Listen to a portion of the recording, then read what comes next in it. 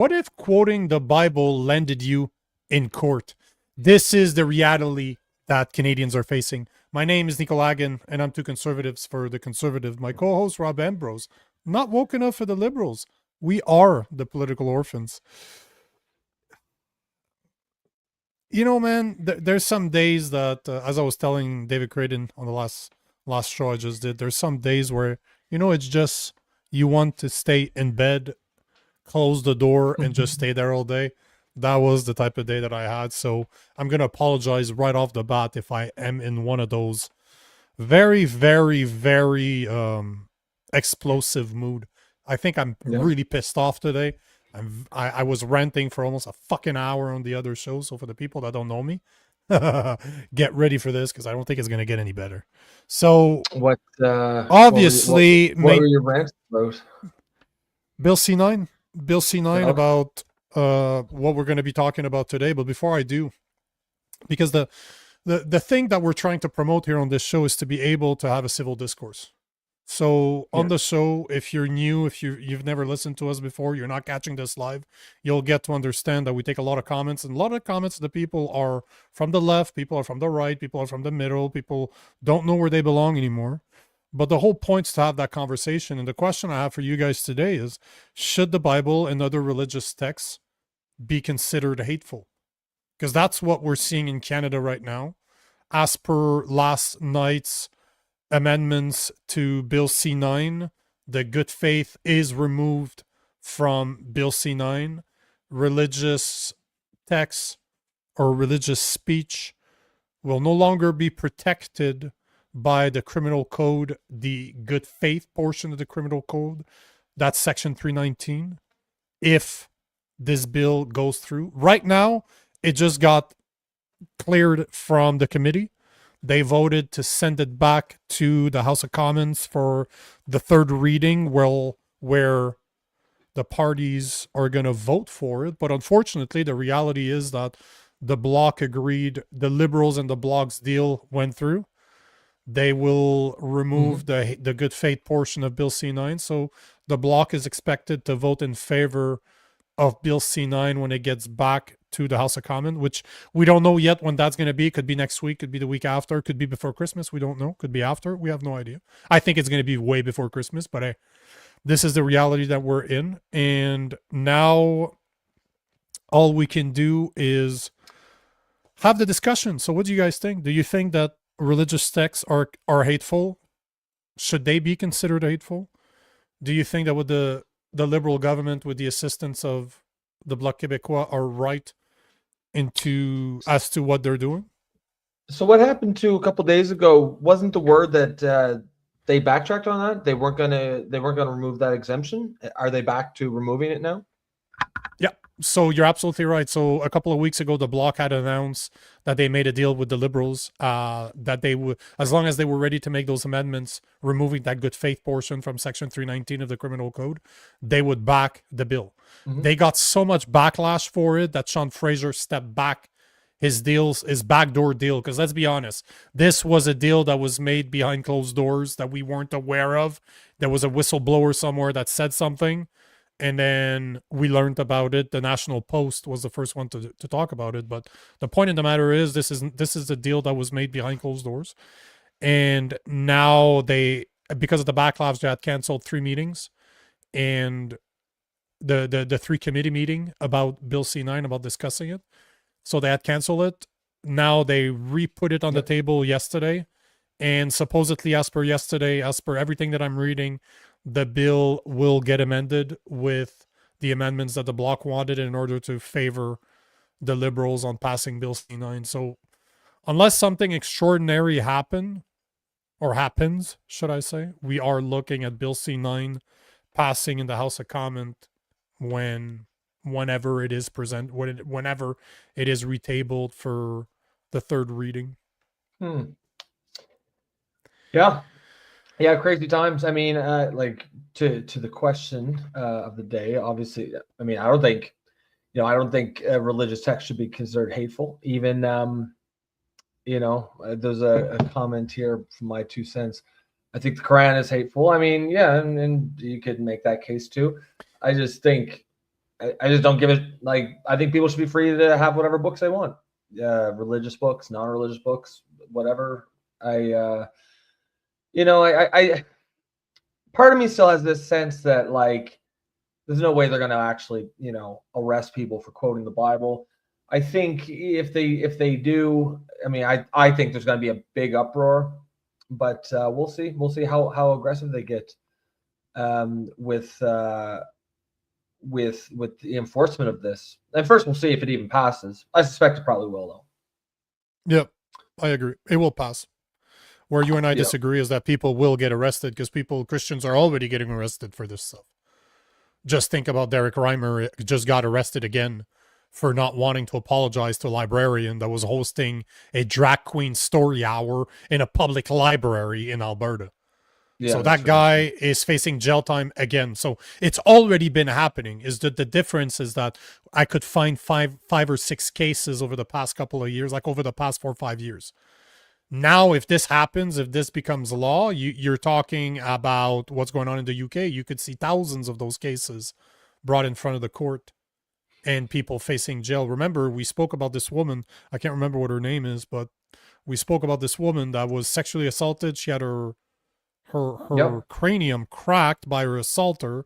She used the F-bomb to describe him, and in a private conversation with a friend of hers. And she's facing, not only did she get arrested, but she got 12 months probation. She has to do some public work. There's a few things that she needs to get, but the person that raped her, that sexually assaulted her, has not been arrested. He's not facing any jail time as of now. No consequences for his action, but because she called him the F word, she's in trouble. A more serious punishment than the guy who sexually assaulted her. It's insane. But this is the reality that we're facing now, because the F word, the word faggot, is a bad word towards homosexuals. So if I were to use that word maybe a year from now in Canada, that could make me hateful. Hateful. Sure could. I mean, could get me to jail. Could actually land me in jail for calling somebody. And the worst part is that it's not even a word that I ever use. Like, it's not, I'll call you a homo, but I never called a homosexual a homo. I know. Yeah. But that's the worst part, right? You're talking about, I'll call you a homo because you act like a little bitch sometimes and you're liberal, but I don't actually, but I'm not saying that in a way. It's a guy to guy fully knowing that you're not gay.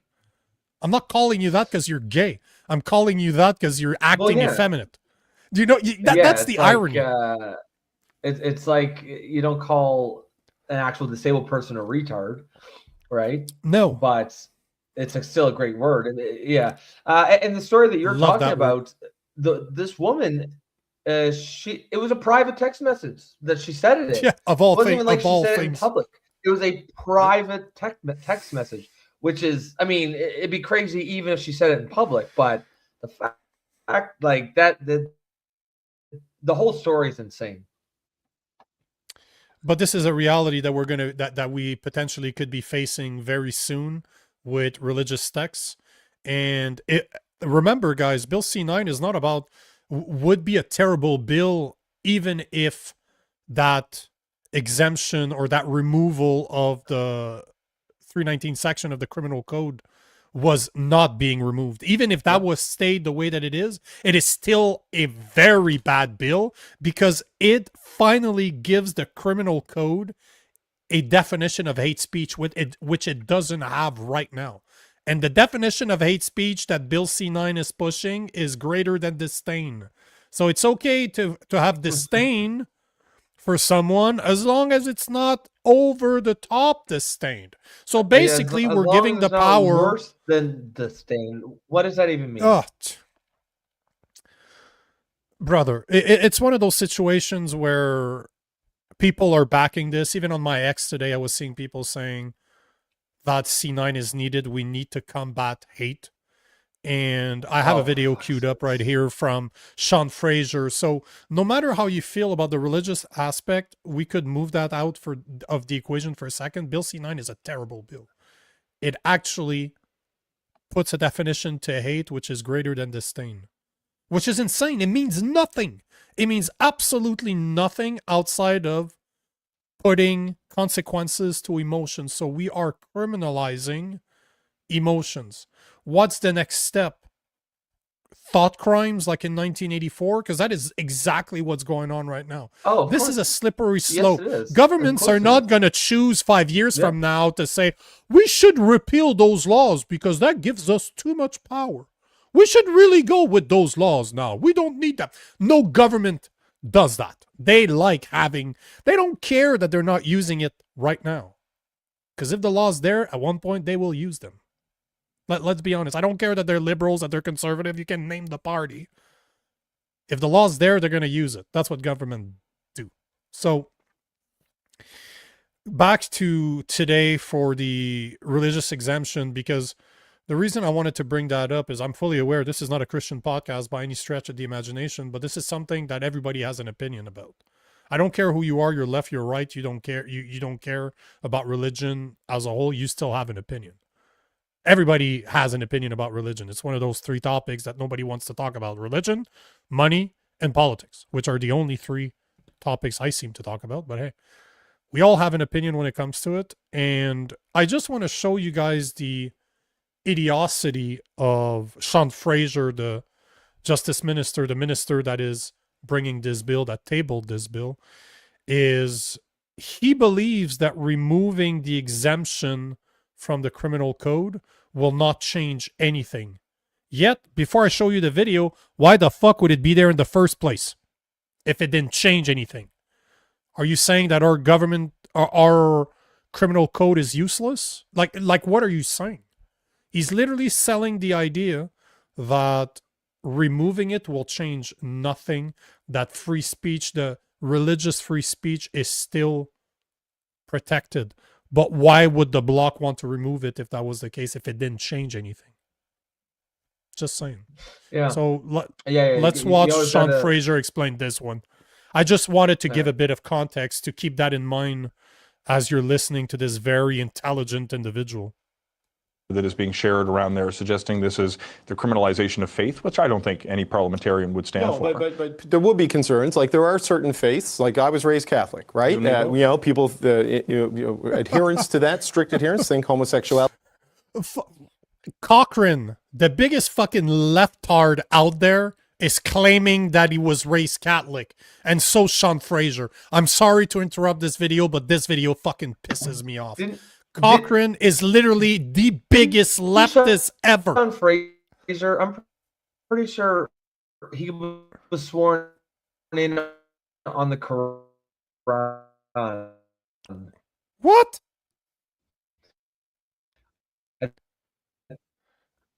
I don't know if it's me or you, but somebody's lagging really hard. Hey guys, in the comment section, can you tell me, is it me that's lagging or is it Rob that is lagging? Audio's wacky. Was it?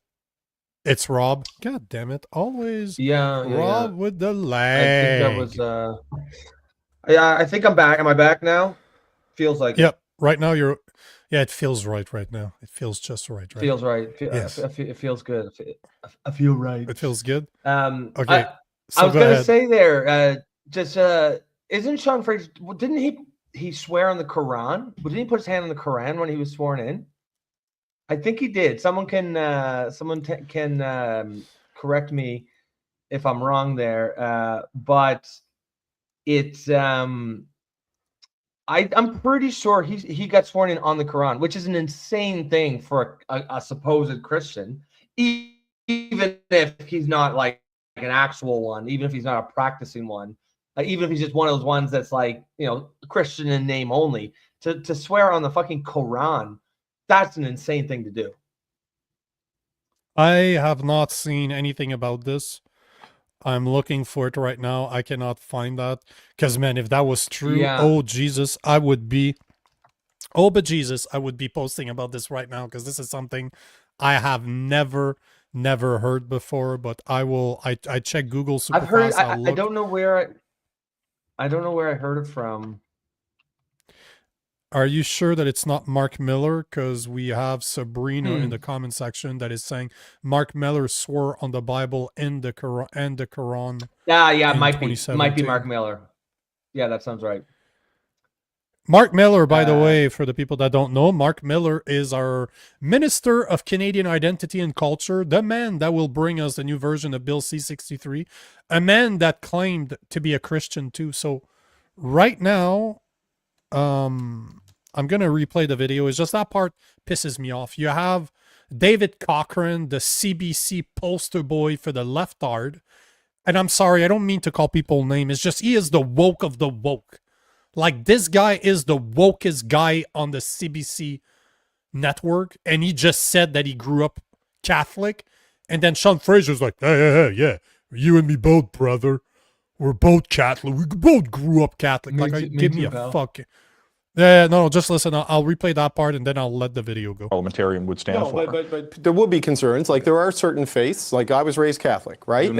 People, adherence to that, strict adherence, think homosexuality is a sin, gay marriage shouldn't be allowed, same-sex adoption shouldn't be allowed, and might have concerns that if preaching that or advocating that they could be targeted for a crime. The religious exemption would protect them from that. But you argue the threshold's much higher than something that way. Certainly, the threshold is much higher to willfully promote hate against an identifiable group of people. There's a difference between saying you have a point of view or reading scripture about same-sex marriage and actually promoting hate, vilifying, or inciting violence against a particular group. Moreover, that's a lie, because in Bill C-9, the definition of hate is greater than disdain, an emotion greater than disdain. See how this is the part that pisses me off to no end, is that they really think we're fucking stupid.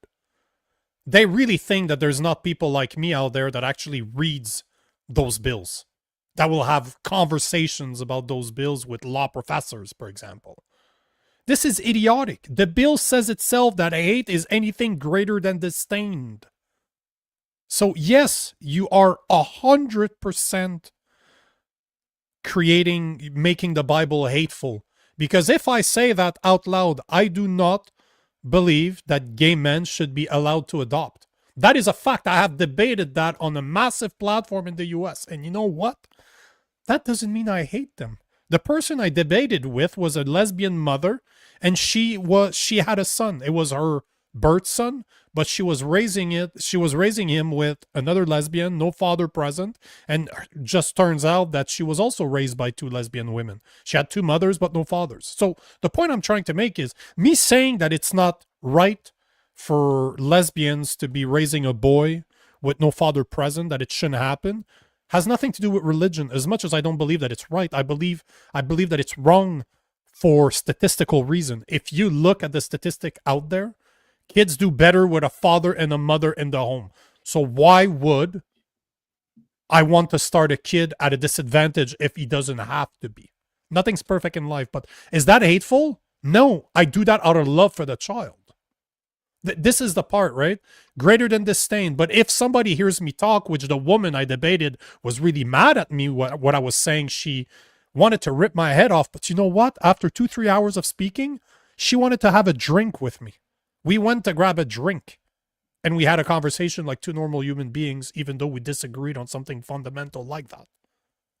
But that guy there, Sean Fraser, wants to remove that opportunity. So this is the other part that I never really considered until now. Adding these type of hate speech laws will prevent even having the conversation like we're having right now.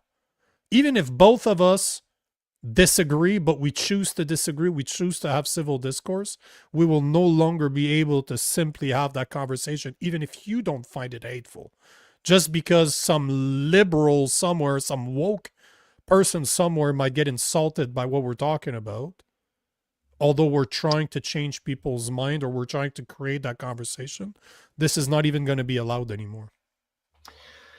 Yeah, I mean, the thing is he tries to make a distinction. He claims that, you're just holding an opinion that same-sex marriage is a sin. He says that won't be hateful. He said it's for the pastors that are preaching hate and preaching violence or inciting violence. There's no pastors doing that. It's not like there's no pastors. you've got that wacko church down in the States, was like the Westboro, the ones that picket outside soldiers' funerals. Yeah, those whack jobs. Yeah, maybe like one or two like that.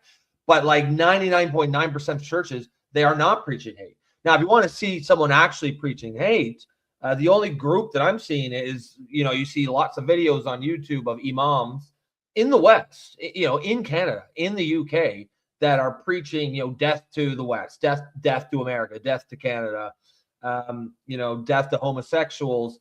So, I don't know why they're going. I don't know why they're singling out the group that's not doing those things instead of the group that is doing those things.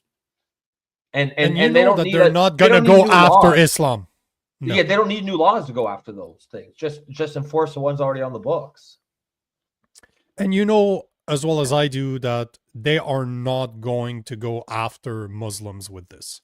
This is not who they're going to target. The fact that, I was thinking about this today. Within the last couple of months, Mark Carney claimed to be a Christian.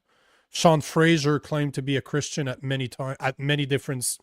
He just did it right now in the video that's from today.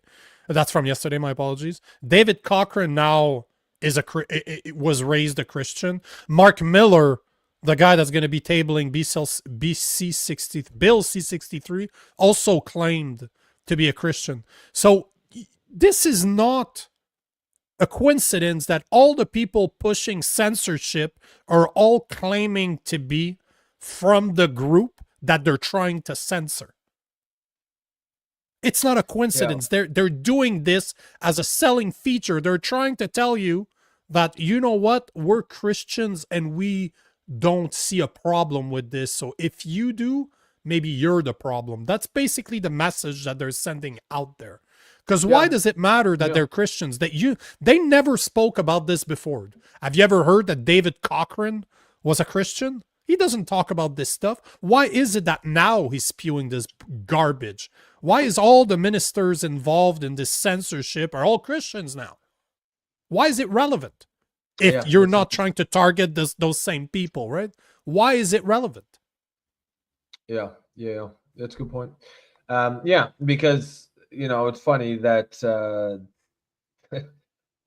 these are exactly the kind of people that never say that they're Christians, right? Like, even if they actually are, they would hide that if you're you're trying to be a left-wing or a liberal politician or a left-wing media type. And now all of a sudden everyone's falling all over themselves to talk about how much of a Christian they are. It's a bit weird. This is the point. This is exactly my point. Something that they've never bragged about before, but as they're trying to censor us, but we're Christians. You don't have to worry about that. You can trust us. We're Christians. We grew up in the church. We know what it is. I know someone that I create a bunch of content with that also grew up in the church. And somehow he doesn't see the Bible as being hateful. Do you know the guy? Oh, yeah, fuck, it's you. Yeah. I mean, that's exactly it, right? Like, I think you're right. The reason they're saying all this is so that they can say that the message is, well, hey, we're Christian and we don't have a problem with this. Therefore, if you do, the problem is you. You must be full of hate. Exactly. You're one of those hateful Christians because I am not a hateful Christian. You are. And Jesus spread love. Yes, that is 100% true that Jesus spread love. But here's a reality for you. You do a lot of things that might sound bad to people out of love. That's what you call parenting. You don't let your kids eat whatever the fuck they want. That's not because you hate them. On the contrary, you're being tough with them because you love them. You don't want them to be unhealthy and grow up to be obese slobs. So you make sure to show them what is good food and prevent them from eating garbage. That's not out of hate. It's done out of love. Yep. This is another thing, right? I don't know if it's in this. We'll finish the video. I don't remember if it's in this one or another one, but he's kind of alluding to that fact. Like, if you spread Christian values that are hateful, you're not really Christian. I don't think it's in this one, but I'm paraphrasing, obviously. But that twat there has said something along those lines. It's absolutely asinine. The protections that this individual provision could have potentially afforded a person would likely be protected by the Charter or the existing public interest exemption. From my point of view, we should recognize that religions in this country promote messages of love, of peace, of inclusion, and I think it's a perversion of inclusion. I didn't catch that the first time. He just put in DEI as part of Christianity? Really? Really? I mean, it's you cannot be less DEI than Christian. They literally tell you that if you do not submit to our God, you will end up in hell. That is the complete opposite of DEI. Well, yeah. I mean, it literally says, you know, the road to hell is wide and the road to heaven is narrow. It says, you know, in the Bible. So this idea that it's inclusive is ridiculous. It is quite literally. I did not catch that the first time. I'm like, oof. Yeah. What the world's major religions stand for, to have people suggest that somehow reading scripture or holy text from a religion of your choice would somehow constitute willfully promoting hate. I grew up in a Catholic household too, read scripture on Sundays. This is not what religion is about, and I have faith that we're going to be able to move forward with the protections, including the ones that were designed specifically to protect religious communities in this country. So he has faith, obviously not in the same God I do. That's for damn sure. And, you know, I said this in a video that I posted earlier. If to Mark Carney, Sean Fraser, Mark Miller, and David Cochran, if you believe the Bible is hateful, I would suggest to go back to reading the scriptures. I would suggest that you did not pay attention at all during Bible school or Sunday school, because you're a fucking idiot.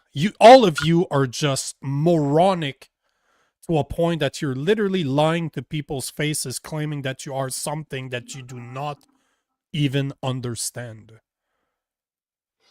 If I believed in hate speech, you know, if I believed in hate speech, which I don't, this would be hate speech. The bullshit that Carney is spreading, the bullshit that Sean Fraser is spewing every day now, trying to protect his Bill C-9, that should be considered hate speech, because you're literally calling a religion of non-inclusion inclusive. You cannot be less inclusive than religions. Sorry. That's the whole point of religion, is that you need to sacrifice something in order to align with that religion, no matter what that religion is. It's never free. They don't just give it to you. That's the whole point.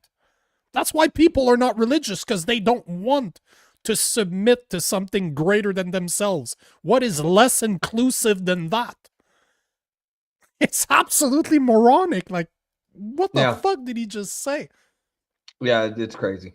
It's I mean, and you know, I think we're focusing on the religious aspect here in this episode, and that's fine. But I mean, I really think that the biggest issue is just the bill itself, and even bigger picture, this whole concept of hate speech.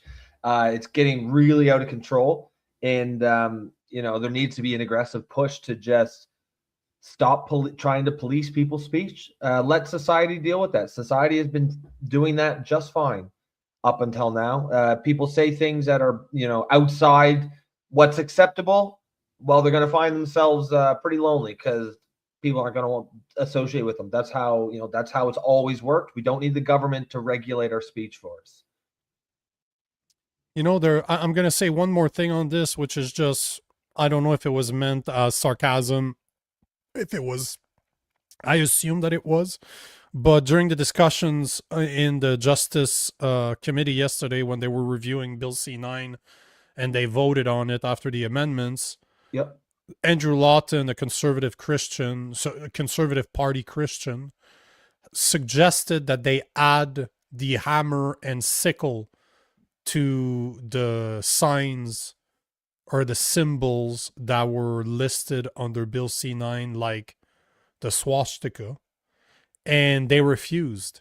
Yet, hammer and sickle represents communism. It probably killed 20 or 30 times more people than the swastika ever did.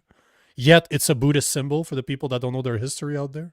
Hitler stole that from Buddhist statues, like for hundreds of years. No, I would say even probably more than 1,000 or 2,000 years prior to the Nazis. It was a Buddhist sign. To this day, there's still Buddha statues with the swastika. Well, it wasn't a swastika, obviously. They stole the sign. But all to say, they're okay with having the swastika as a hate symbol, but they did not want to have the hammer and sickle yet.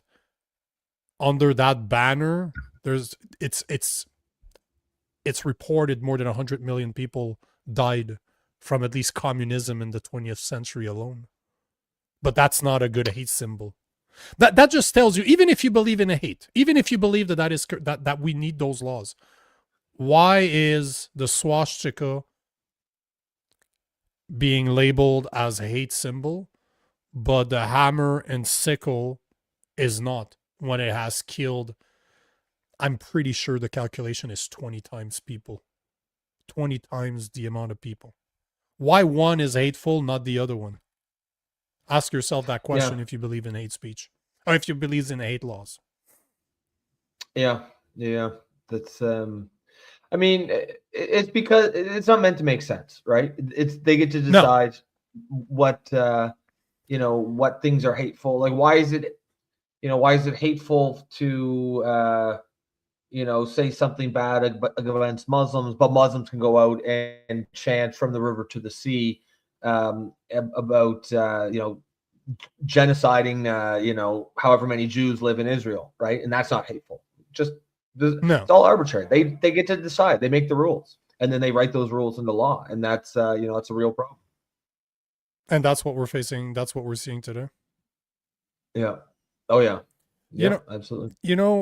Wise guy saying, Nico, it's because none of our leaders know history. No, they know history. They just assume you don't. Clearly, they're not. Wise guy, I don't take the leaders that we have as stupid. I don't underestimate people. I tend to give them the credit that they deserve, no matter how I feel about them, whatever I think of them. It's like Mark Carney, evil as shit, super evil man. Do I think he's an idiot? No. Unfortunately, I wish he was an idiot. I wish he was an idiot, but he's not. He's actually very smart. Unfortunately, he's smart. He's very clever. And, I don't think they don't know their history. They assume that we don't. They assume that we're stupid. They assume that we will not read the bills that they're passing. Because at the end of the day, the average Canadian doesn't. And you want more proof of this? Here's something that came out today. It came out by the ethic commissioner that Mark Carney's future earnings rely on the success of Brookfield Corporation. This was said in committee 2 days ago. That is the ethic commissioner, the guy that is supposed to look at what our government is doing to make sure that they're following the ethic codes that we have in place. He's saying that Mark Carney's future earnings rely on the success of the Brookfield Corporation. And we're talking about Conrad von Finkenstein, confirmed during testimony before the House of Commons Ethic Committee on December 8, 2025, that Prime Minister Mark Carney's future compensation, including deferred share stock options and performance-based pay from his time at Brookfield, is tied to the company's ongoing success. It is clear, and I quote, "It is clear Mr. Carney's future compensation is tied to the success of Brookfield." Von Ficken emphasized this while defending Carney's use of a blind trust and ethics screen. This is how idiotic we are. We got our Minister of Justice that's telling us that he's a Christian, or at least he was raised Christian, and there's no religion, and religions are inclusive.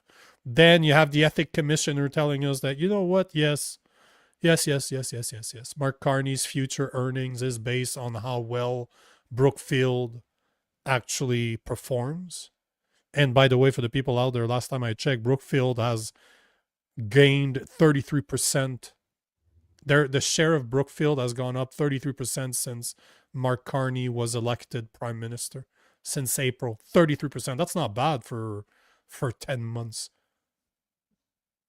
This is the same guy that's telling Alberta that they can't have a pipeline, but that just pledged that he will help Ukraine rebuild their pipelines after the war. And that's the same guy that used to work for a company that still has stock options in Brookfield that just bought a $9 billion pipeline in the US. The biggest gas pipeline in the US is owned and operated by Brookfield Management, a company Mark Carney worked for, a company that Mark Carney still has stock options in. Yeah, I mean, and that's not a problem, right? That's totally normal, just business as usual. Yeah. It. I mean, the whole business with the blind trust stuff. That's been pretty sketchy from the get-go, and a lot of people have suggested that. So yeah, we will. Something to keep an eye on. But to me, it's pretty clear he's getting some compensation based on the performance of Brookfield. But this is it's not just an opinion of you and I, two guys that are political commentators. You're talking about the ethic commissioner, the guy that's supposed to keep an eye on this, is saying that out loud, that Mark Carney's future earnings are tied to the success of Brookfield Corporation. And somehow that is not front page of every news outlet out there. Somehow this is not what people talk about. Is so the guy that was saying that, did he just then go on to say, but that's not an issue, but that's not a problem, or is he saying that's a problem? Well, if he says that, the thing is all I have right now is some transcripts because the video is not available. The video of this committee was not live streamed. Obviously, It wasn't. They only live streams the one that is meant as bread and circuses for the masses, but this one was not live streamed, and there hasn't been a copy of the video released yet. But there were people in the committee that took the transcript. There's always transcripts, and that was taken from the transcript. So here I quote, "It is clear Mr. Carney's future compensation is tied to the success of Brookfield." That is the ethic commissioner von Finkenstein that said that. So does he say anything about that? Does he say it's good, it's bad? Like, isn't that his job? He's the ethics commissioner, or is he sounding the alarm? Is he saying that this is a problem? It doesn't sound that way. It doesn't sound like he's sounding the alarm. He doesn't. It doesn't sound that way. It's a comment that he made. How do you spell his last name? F-I-N-K-E-N? Conrad, Konrad space V-O-N space Finkenstein, Finkenstein,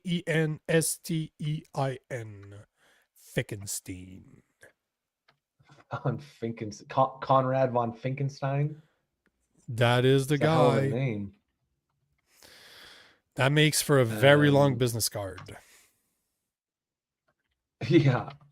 Yeah, because I want to read about this. We'll move on to the next topic. What do we got next? I want the video because it says a lot about the emotions of someone when you get to see their faces when they're saying this, right? But the video is not available. I wanted the video, but it has not been released yet. And I think it's just a coincidence, right? That the video is not out there, and that's what the ethic commissioner had to say. Obviously, it's just a coincidence, but the problem, I don't believe in coincidences, so it's a bit problematic for me. But yeah, the video doesn't exist. I will try to find it. But the fact and the fact and the matter is that this has been reported on by some papers, like some news outlet have spoken about this. But how is this not front page? How is that not an outrage that the ethic commissioner has said that about Mark Carney?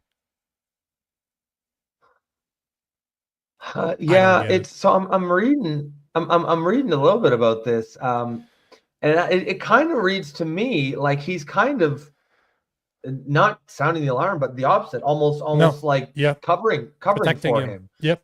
Like he says, like it says here, it says, it is clear Mr. Carney's future compensation is tied to the success of Brookfield. Okay. Then he goes on and says, but in order to avoid making decisions which can be seen to benefit Brookfield and therefore himself, first of all, he has put everything in a blind trust. But no, he hasn't. Like it doesn't matter. It's not really a blind trust if you know where your money is invested. And he doesn't need, it doesn't matter if he knows the exact places it's invested. If he knows that as long as Brookfield does well, I will make money, then it is not a blind trust. Then he is still making decisions that can be clearly seen as a conflict of interest. That's crazy. Again, how are we not addressing this? You know that CBC, CTV, if that was Pierre Poilievre that had those type of investments, it would be an outrage. Everybody would be outraged, although whatever. But all I'm saying is that nobody's really talking about this. It's just, it's just one of those things. It's almost that we take that for granted. What's her name? Pelosi in the U.S., right?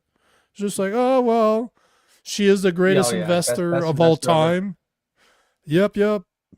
Bruce Buffett, Warren Buffett. Yeah. She's the best. She is the mentor to Warren Buffett. I'm reading here further down in the article. There's some like Liberal MP Gerbux Saini defends the Prime Minister, arguing Canadians knew of Carney's corporate background when they elected him, they said. So now you've got Liberal MPs out there. They're not even really denying that he's got this conflict of interest. They're saying Canadians already knew about it and they don't care. He said, they knew he was chairman of the Brookfield Corporation, said Saini. They still voted for him and elected him. Do you want a country where a successful person should be excluded because they are successful in private business? Yeah, but we all assumed he was going to divest from Brookfield and put it into a blind trust because he kept on telling us that.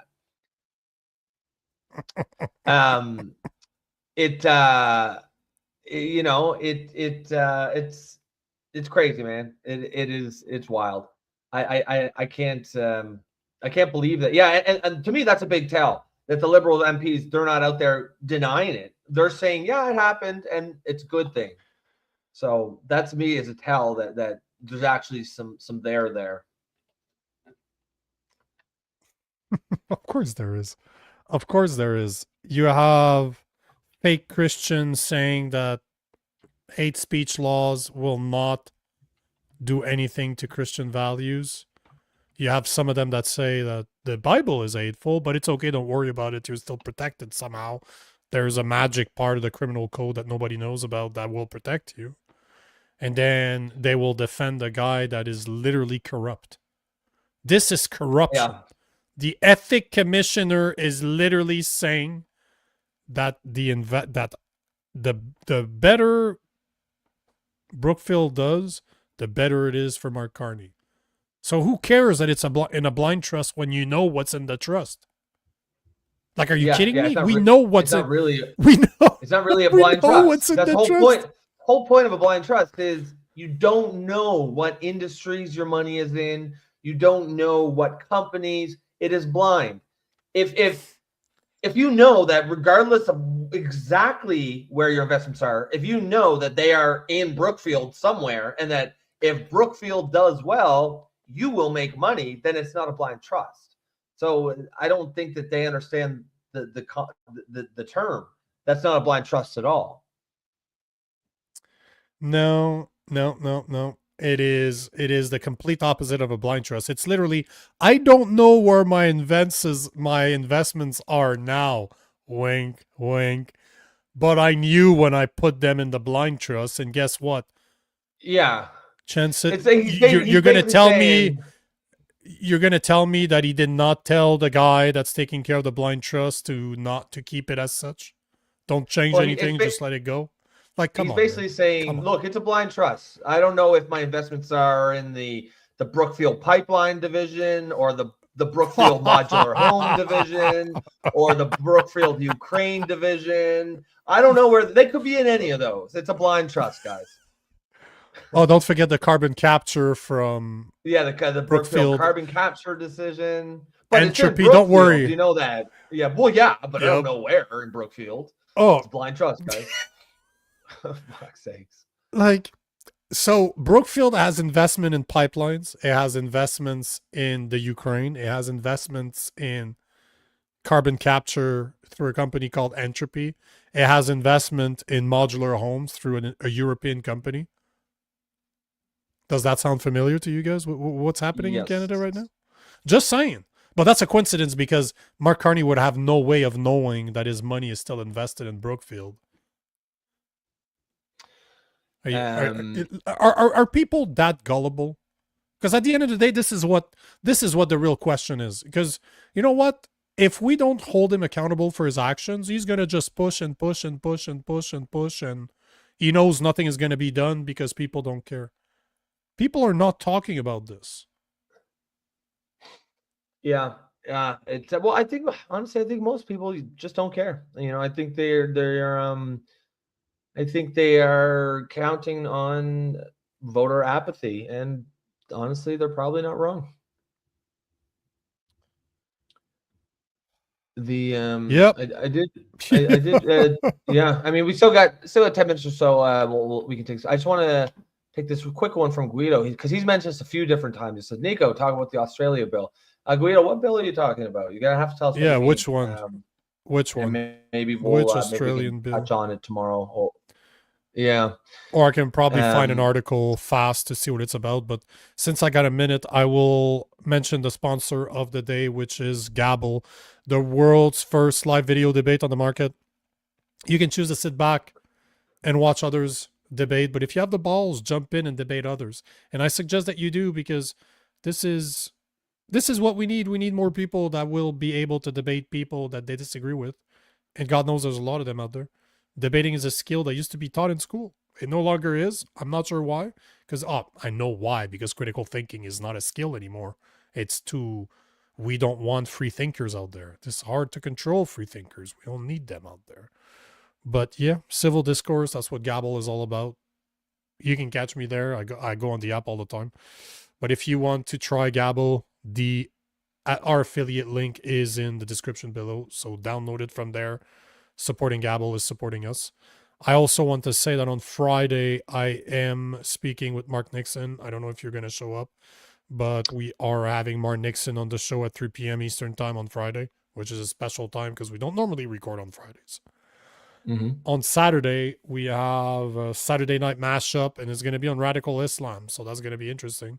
If you've never been to our mashups, we get 6 people to talk about different subjects. It's 9 to 11 p.m. on Saturday night, so there's no censorship there. So that's what's happening on Saturday. And then on Sunday, there's no show per se. There's no Political Orphans on Sunday because we will be streaming a charity event for Arthur Pawlowski. I'm going to be part of it, but it's to raise money for the charity that he does for the homeless every year. So there you have it. Anything you want to add to this? No. Yeah, it's actually a pretty good upcoming couple days. I'm going to try to. What time is the Mark Nixon thing? 3 p.m. Eastern. Okay. On Friday. I'll. What's tomorrow's Thursday, right? Yeah, I'll know for sure by tomorrow. But I'd like to make that. I like Mark. Yeah, it should. So do I. And I as much as I disagree with a lot of the content that he makes, I respect the fact that I called him out, he responded, and now we're going to record something where we're going to have an honest conversation about it. So no matter if you agree or disagree with someone, the fact that they have the balls to address it, that's all I can expect from people. That's it. That's all I can ask. Yeah. And he's a polite guy too, so it's going to make for a good conversation. Oh yeah. Yeah, for sure. Guido answers. He said it's about children not being able to access TikTok. That's that. Oh that bill yeah. in Australia. Oh yeah, that bill's been in place. That bill's been in place for a while. It's not just TikTok. It was supposed. It's a good point. It was supposed to happen before the end of this year, of 2025. But the bill is not just about TikTok. It's about being able to. At least that was the intent. Unless it changed since the last time I checked, Australia was going to pass a bill that anybody under the age of 16 or 18, if I remember correctly, was not able to go on social media anymore. So you needed to prove that you were, well, they're not saying that. They're saying that teenagers cannot be on TikTok anymore. If you're not legal age to drink, for example, you can't be on social media anymore. That was the bill that we're trying to pass. Did it get modified or not? I don't know. I can quickly check and see. Is it just TikTok or is it all social media? No, social media as a whole. Wow. It was, you can check right now, and I'll explain something. As somebody that comes from the tech world, that worked in telecommunications for 20 years, the problem with saying, should kids be on social media? Yep. Probably not. Is it the responsibility of the government to control it? No, that's the job of the parent to know better and to prevent their children from going on social media.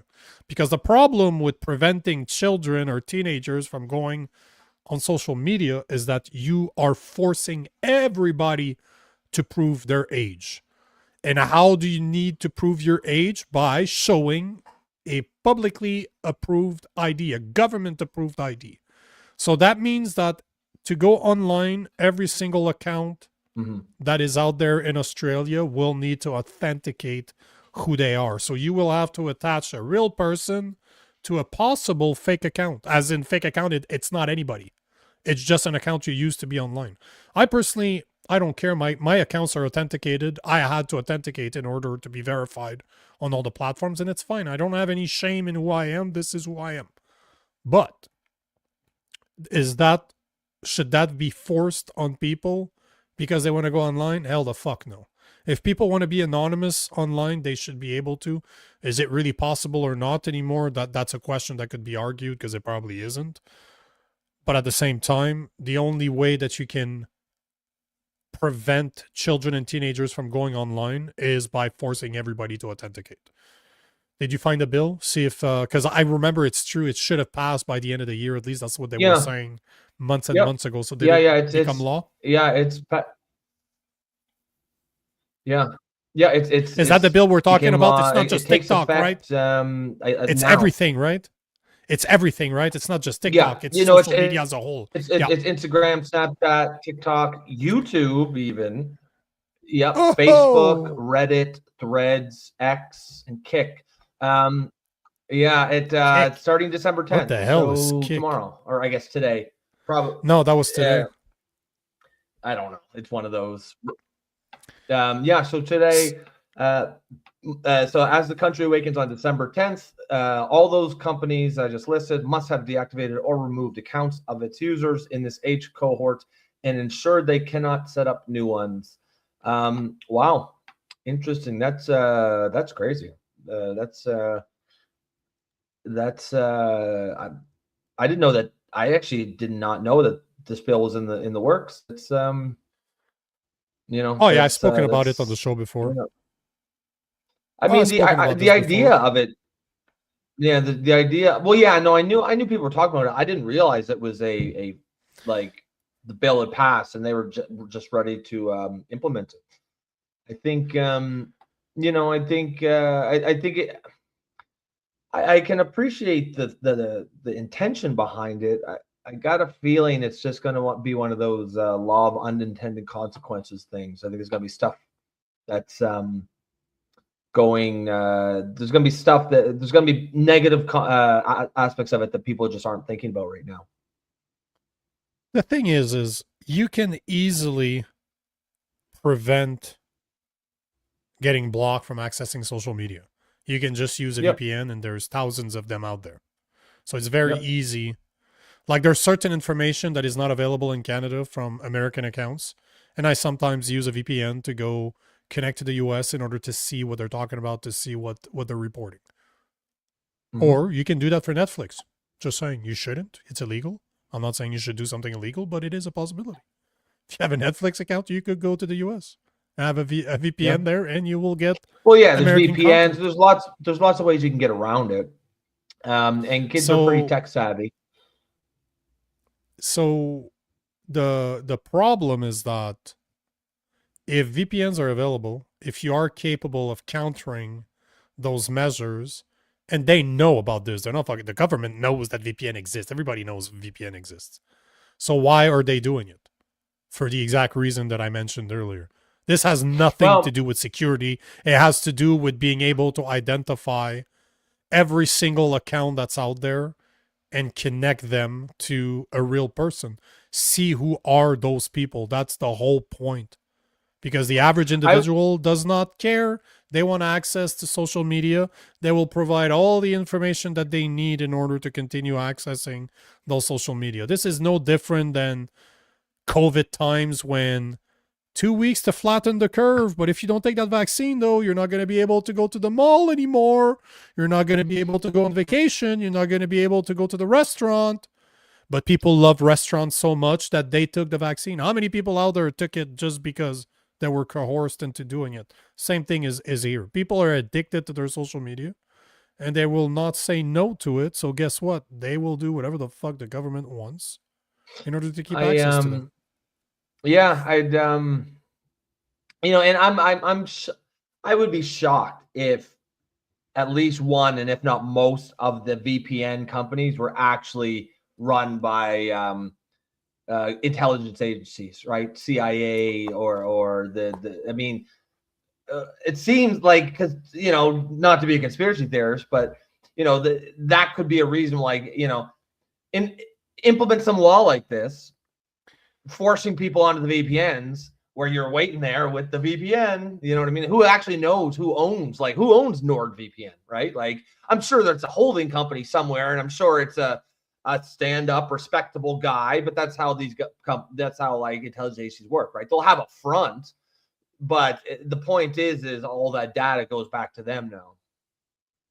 You know, man, if I was a betting man, which I'm not, but let's say that I would bet on Vanguard or BlackRock.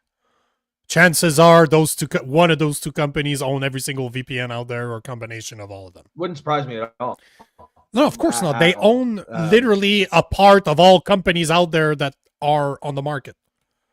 So, yeah. Yeah.